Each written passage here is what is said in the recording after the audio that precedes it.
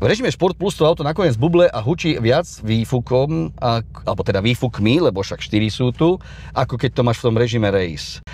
A každý má tendenciu zapnúť ten najviac režim, lebo keď chce z toho auta čo najviac dostať, ale v tomto režime, nie je to prvé auto mimochodom, ktoré to tak má, že vlastne Sport Plus, čiže nejaký nižší režim, ktorý nemá taký dôraz na maximálny výkon, dynamiku a všetko to, ale je to teatro, tak v tomto režime to tak hučí, že absolútne na mieste je povedať, že talianské autá sa absolútne môžu červenať, čo dokážu v porovnaní s týmto autom.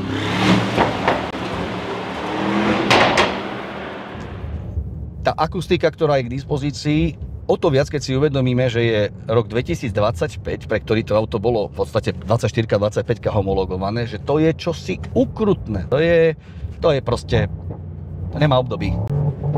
Možno sú aj také preteky, také súťaže v tej strelbe bičom, že im merajú decibely, že kto, tak Mercedes by to vyhral na Slovensku. Nemáme baču, ktorý by plieskať bičom tak, ako toto auto v tých otáčkach medzi 3 až 5,5. Pekne. A toto bude robiť.